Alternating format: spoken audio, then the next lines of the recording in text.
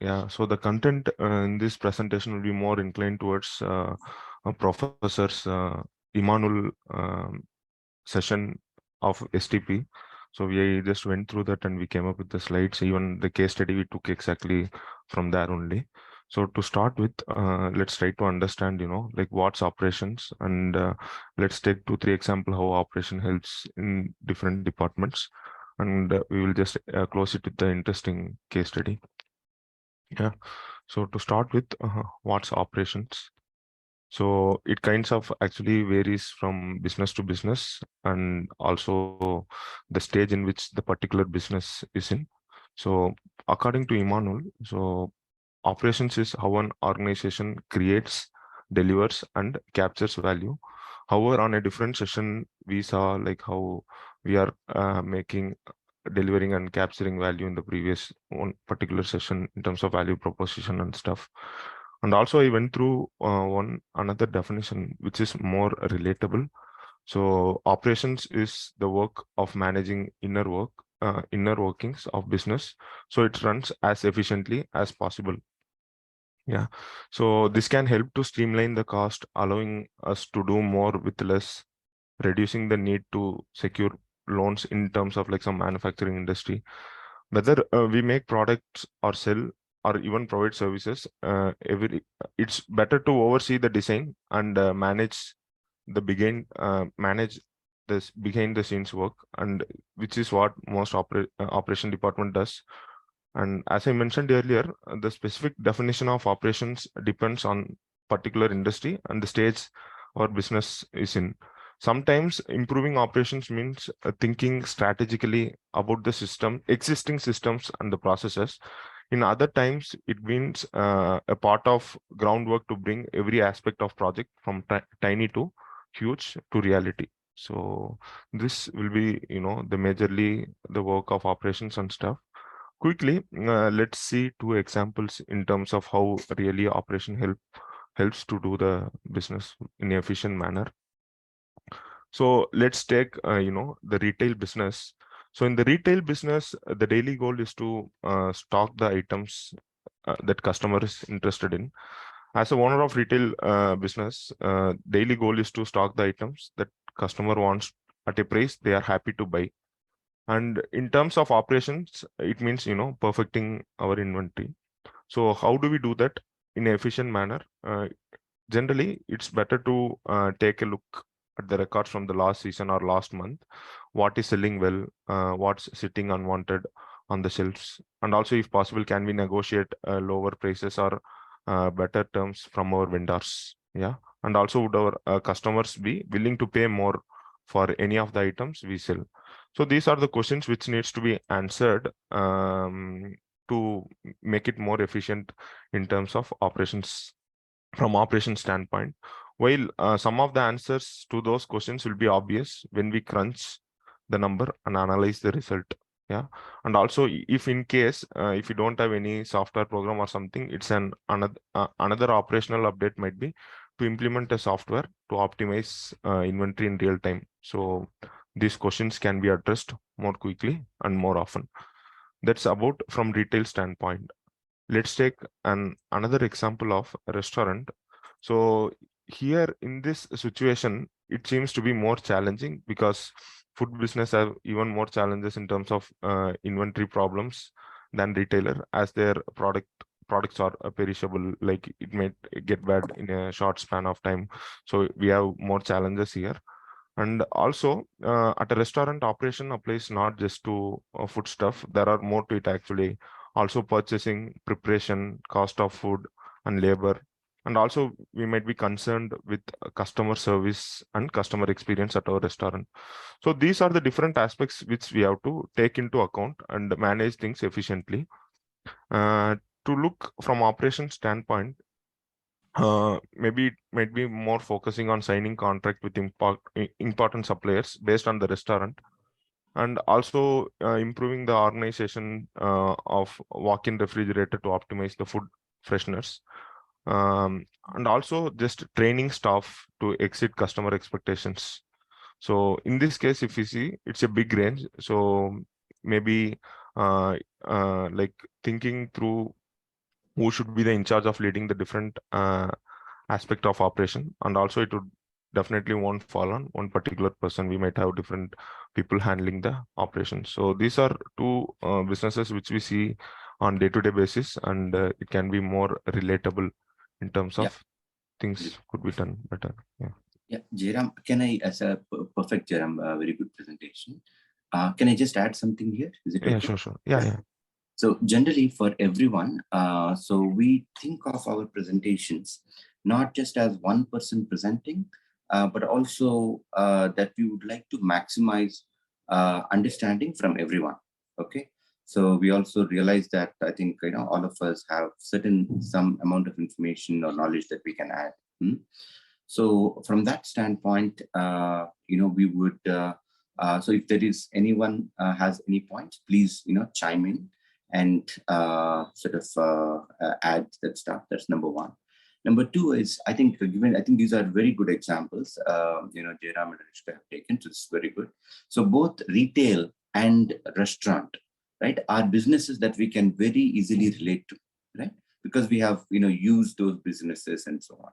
So, so from our standpoint, or probably from the company standpoint, right, or that shop standpoint, restaurant standpoint, what could be, so what are, where does our experience do well or not so do well?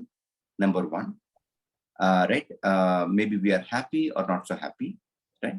And number two is, in order for the company to be able to capture that information, what measures can they use, right? What KPIs, key performance indicators can we use? Can we talk about this? Is that clear? You can take either a retail or restaurant. What makes you happy, not happy, right? What are the internal key performance indicators that the organization can choose, can measure? Like, I'll give you an example maybe, okay? I'll give you an example. So for example, retail business, right? So I go to a specific store to get certain fruits, for example, right? And that particular retail store, apart from all the other stuff like groceries and all of that, they store fruits as well, right?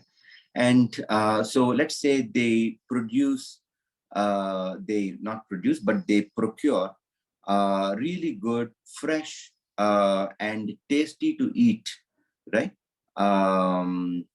Fruits, right? So that is the draw for me to go to that particular store for me, right? So, but I go on a particular day, and on that day, those fruits are not available, right? So, but there could be other fruits that probably I'm not so interested in, right? So for example, just giving you an example, maybe I don't like papaya, for example, right? But these guys, it is in season and there are grapes, right? And, they get not just sour grapes, but, sort of sweet grapes. And so I know that they're available, so I'll go get them every day, right?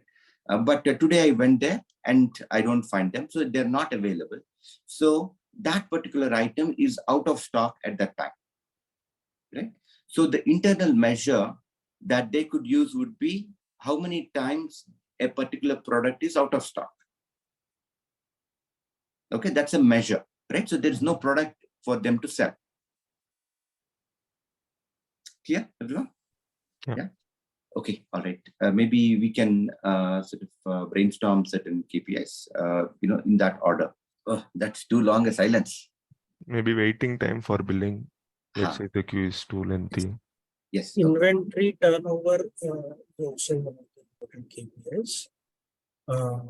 Also, apart from that, if we are talking about any store which is catering to business in clothing or apparel, so in their case, the inventory turnover time is very important because they always want fresh products into the line where they cannot give discounts, and for the old products, they have to prepare the discounts so as to replenish the inventory. We'll take just 2 more and then we'll proceed after that. If it's a big store or like a superstore, maybe how many customers are coming in daily and how many of them are actually buying something. Because sometimes we just go to a store and we don't find what we need or we don't like the products maybe. And maybe sometimes people just throw them around. So how many people are coming and how many of them are buying? Okay. So footfall, right? And yes. footfall and number of purchases. Yes. Number of bills generated. Huh? Okay. Something slightly related could also be how frequently they are transacting. Like if they are transacting more frequently, that could make them little happy, I guess.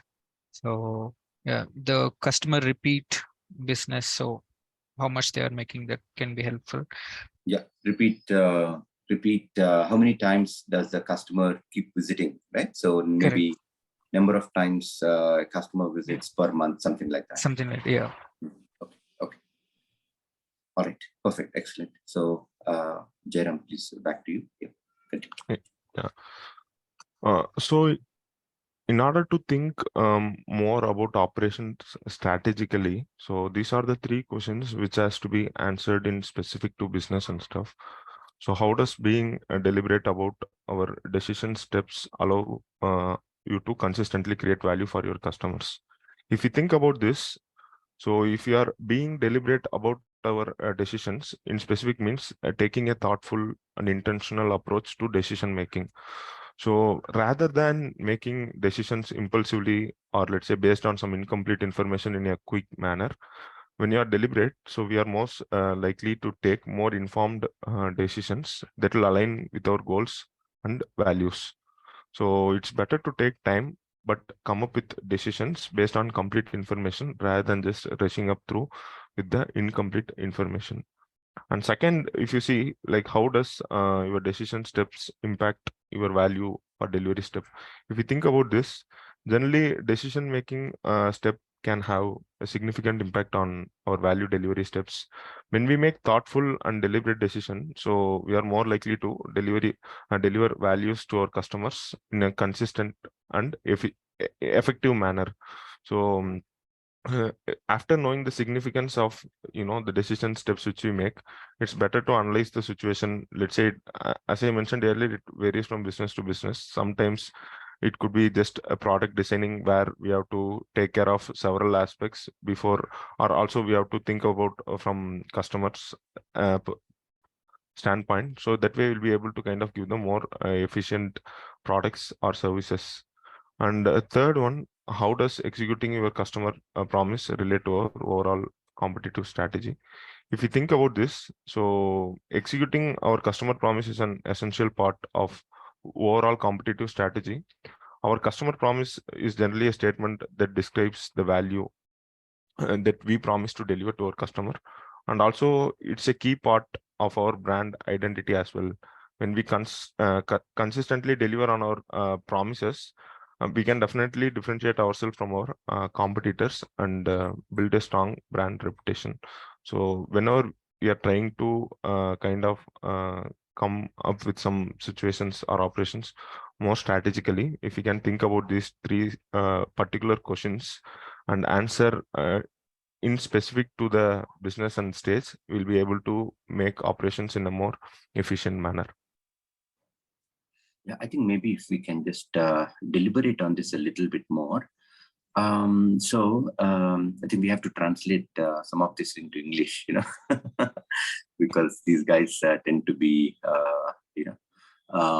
so I think these are really good points. So see, how does being deliberate about your decision steps allow you to consistently create value for your customers? So basically, see, I think if many times it may happen, right, that let's say you went to a restaurant and there is no person to serve you, right? That's a possibility, right?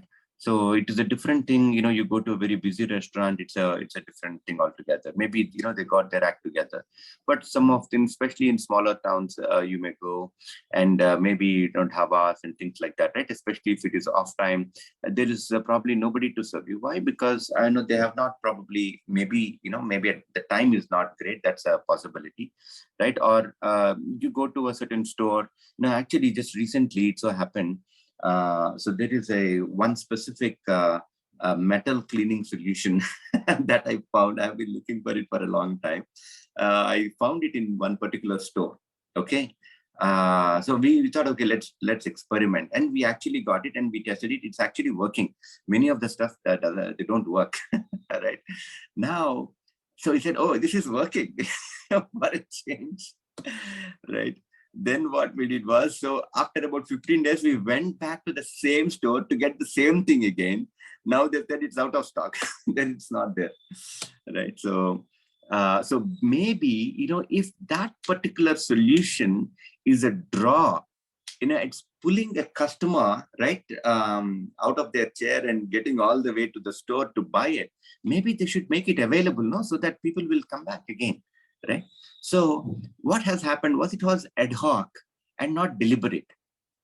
So the store did not know that this particular liquid has created a footfall. So they are out of that particular stock. Obviously, there is demand for it, right? It's not just me. There are maybe others also, right? So they were not deliberate. They were ad hoc about it, right? So the question that they're asking here is, if you are deliberate about it. So for example, if you knew this particular product, right, creates a footfall for you, which brings the customer all the way to the shop, right? So if you are deliberate about it, if you are deliberate, means that you'll make sure that the product is available, right? And also they're asking, how can you consistently create value to your customers? What is, if you have that product available, right, then you will, obviously be creating value to the customer. And also, if you look at retail stores, right, many stores, what they do is they make sure, see, there are lots of stores you may have seen, right? One of the touchstones of whether that particular the company or the organization gets it or not is how do they treat their vegetables and fruits, okay, in a regular grocery kind of a store, right?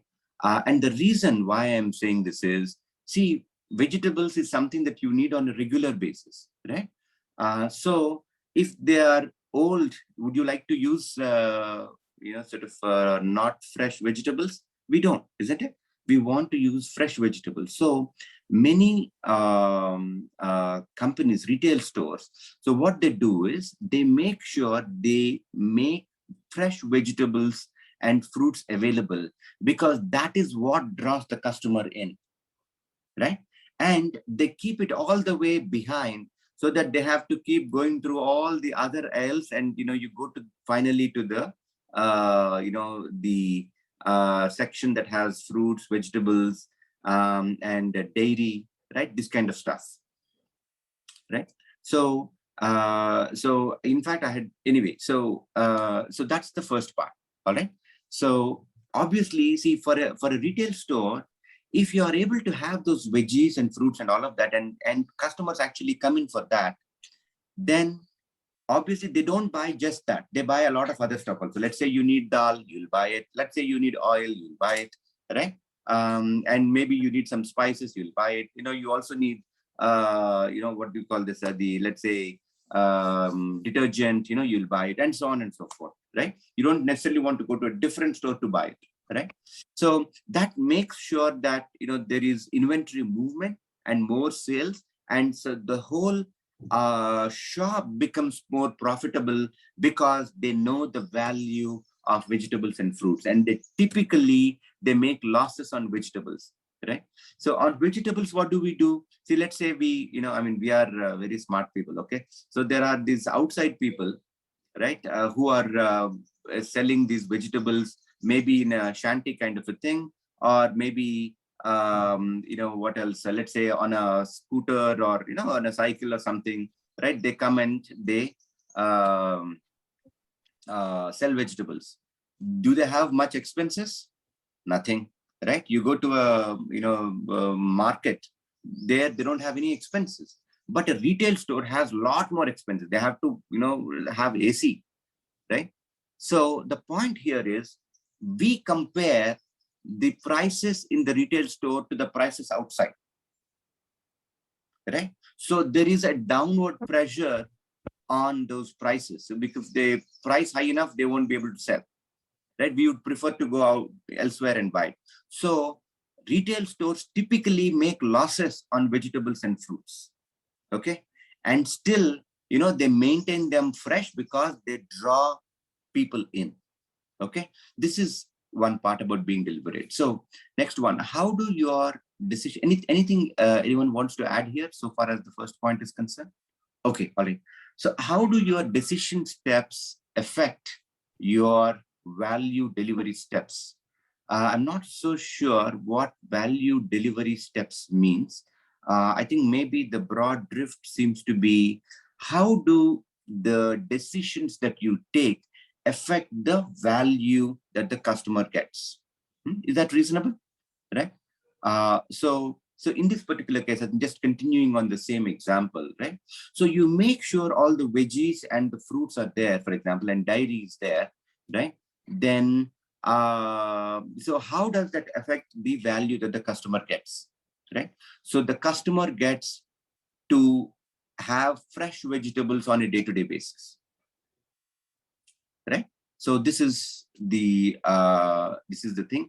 So, and once that happens, then, obviously the customer gets to, have fresh vegetables. The overall, value delivery steps, I'm not so sure. So Jairam, would you like to expand a little bit more on the question there?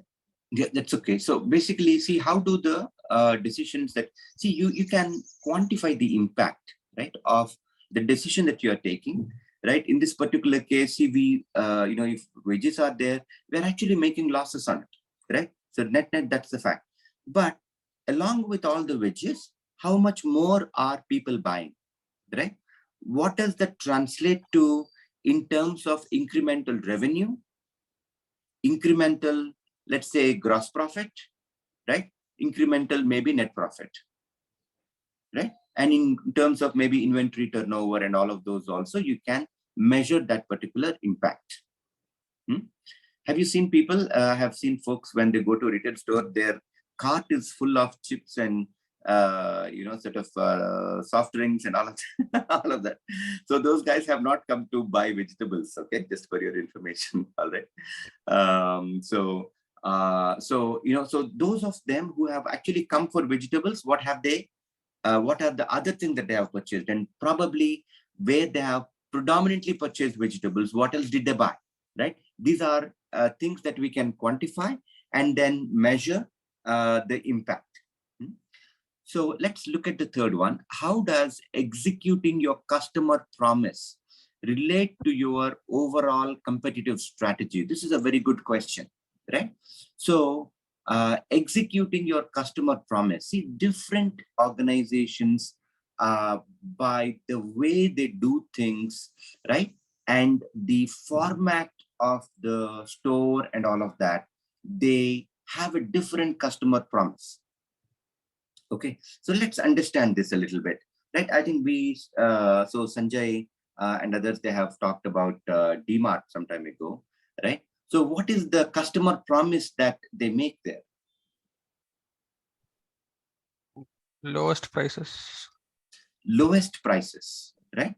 You come, do your monthly purchases from us, and you will save a lot of money. So this is the customer promise, right? So can anyone talk about another retail store and say what the customer promise is?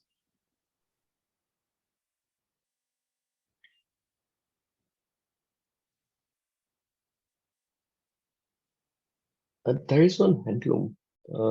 In handloom, we have lots of variety of items available. So it even Let's means take Dharmik, if you don't mind. Let's stick to groceries, that kind of a retail store for the moment. So, 7-Eleven has a huge variety of products, and they recycle them like very quickly. Like food items, They also have food items, ready-made food items which get replaced by weekly basis, Okay, I have on not daily been basis. to a number of 7-Eleven stores. I think we should be able to relate to this. Good point there, Shaurya. But I would like everyone to relate to this. Go ahead. Yes, if you had observed Reliance Mart, which is quite a competitor to DMart as well. So if you have observed the ambience there, Reliance Mart is targeted to the higher income people compared to the DMart. So it's more of an giving overall. You're talking, sorry, excuse me, you're talking about Reliance Mart and not the Reliance Fresh, right? Reliance Mart is what you're talking about. I think Reliance Mart is the one who sells the groceries and everyday items. Okay, so just to, I think my understanding is this. So Reliance, there is Reliance Fresh. I don't know if Reliance Fresh still exists. It has been some time since I have seen some of those. But anyway, I think you may know more and there could be something locally available. Why don't you just explain what you know, Rita? Go ahead, please. So comparing it competitively, DMart is more specific towards giving the prices at very everyday low prices, as someone is explaining, whereas Reliance Mart is a bit higher in prices as well, but the motive is overall to give the customer experience. If we have observed the footfall also, Reliance Mart has less footfall compared to the DMart, so they're differently motivated in that sense. Okay, great, got it. So there is basically what you're saying is convenience, right? Probably not maybe price conscious right now at this point in time, but they may want to enjoy the ambience a little bit, right? So you may have also seen there are some grocery stores, in fact, so which are like packed totally, right? You go in, you feel a little suffocated inside, right? And they're trying to sort of stock as many relatively smaller stores and so on and so forth, right? So there is probably a different customer experience. I'll tell you one thing. For example, to many communities, right? If there is a gated community or something, there is a store inside that, right? Most, no matter what type of community it is, there is a store, right? And that store, for example, may have the following type. So you may have seen they will have only dairy, right? Dal, like oil, that kind of stuff, and not a big choice of products, right? So the one that moves really quickly, that is what they store, and nothing much, right? There could be others who may have, a small vegetable patch kind of a thing, a small, a few vegetables that they may sell. They may not have a lot of vegetables, right? They will generally keep it open on the outside and so on and so forth. And they sell milk, right? And they sell chocolates and, some of the regular items that we buy, etc.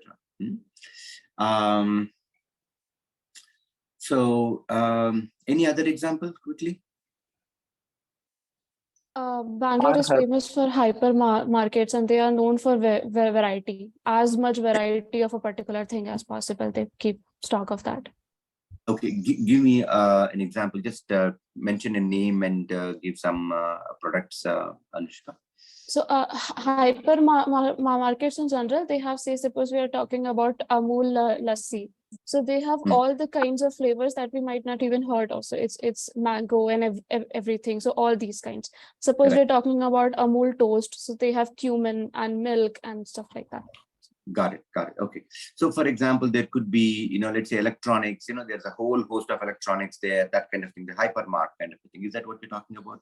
Hypermarket does not have electronics. So it's sort of like DMart only okay. The regular grocery stuff and some extra like clothes and stuff like that, some cheap clothes and stuff.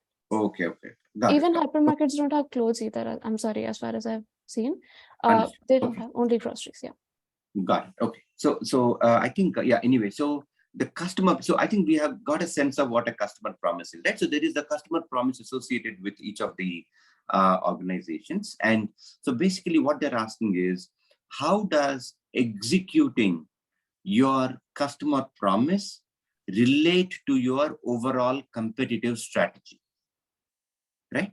So if, for example, let's take the same sort of examples, just like I think we have to just take one example here. So take the convenience part of it, right? There are stores specifically like that. So for example, in Hyderabad, if you look at it, there is Ratnadeep, okay, which is sort of known for this. In fact, if you just survey people there, they'll say, I go to that store because it is a little easier for me to do stuff, right?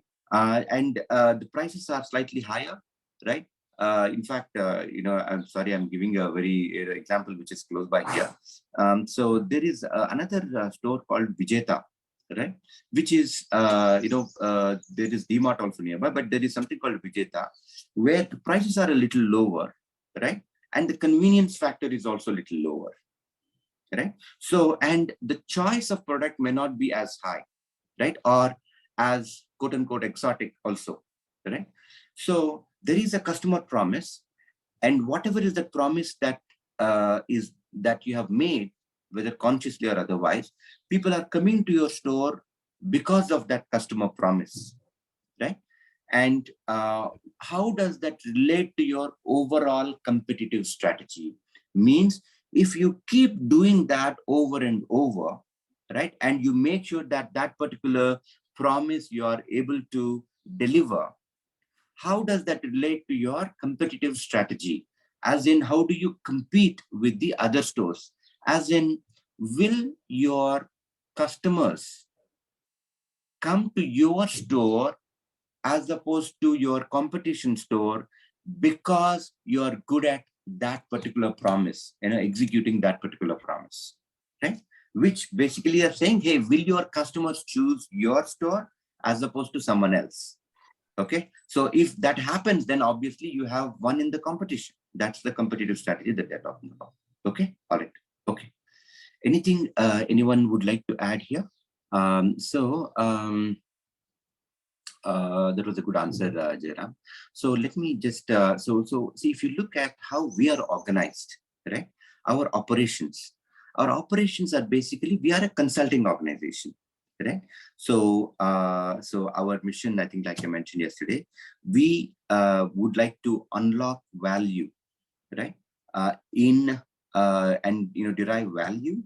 I think I have to just go back and remember the exact mission statement we made. So unlock value in data through analytics. So this is essentially what we have said. I think I have to just go back and get the exact text there. So basically, so our objective is to see what is the value that is there in data, right?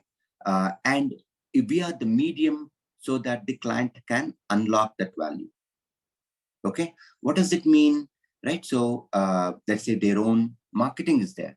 How can they make marketing more effective and reduce the cost of acquisition, right, of customers, for example? Or if they have operations, can we help them streamline their operations and things like that? So the great value about analytics is that we can penetrate every part of the organization and we can enhance efficiency in every part of their organization.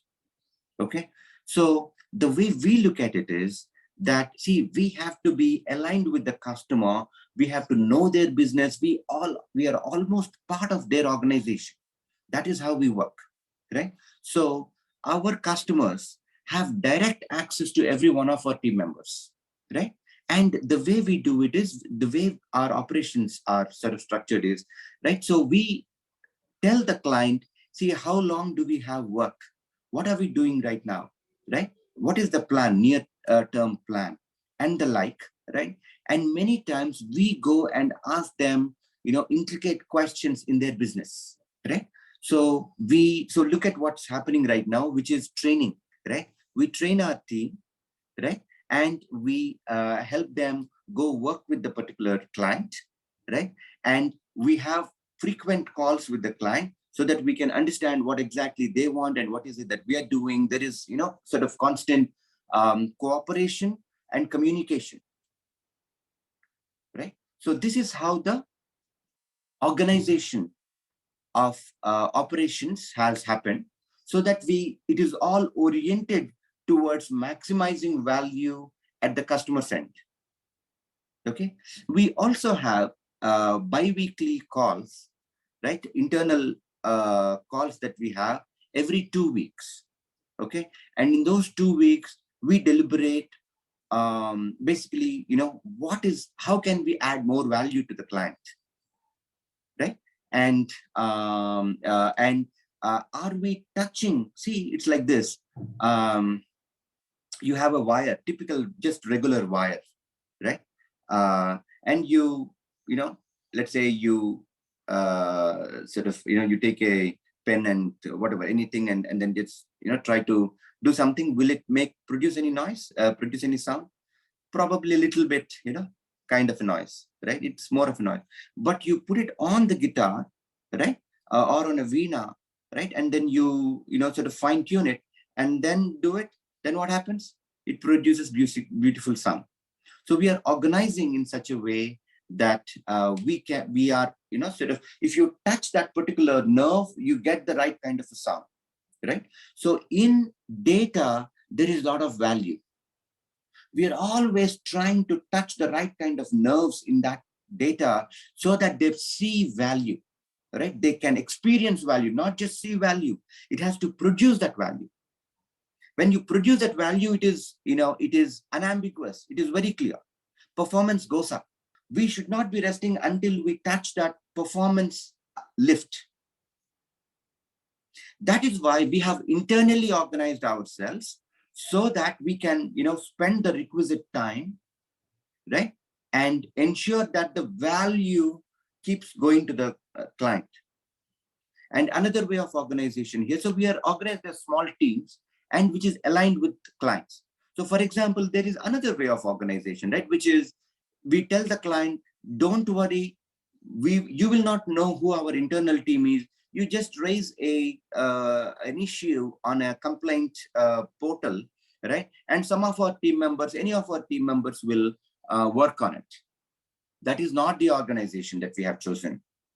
The organization we have chosen is that the client will know exactly who is working. They'll have the comfort of working with some of our team members, right? And our team members, would be trained in that particular business on an ongoing basis, right? So that we are more capable of delivering higher value to the client, right? So I spend the time every 2 weeks. This is another organization that we have, which is that those meetings are all repeat meetings. Okay, they're automated. So we must spend the time, right, to be able to think about how we add value to our client. And this is something that we have to do on an ongoing basis, right?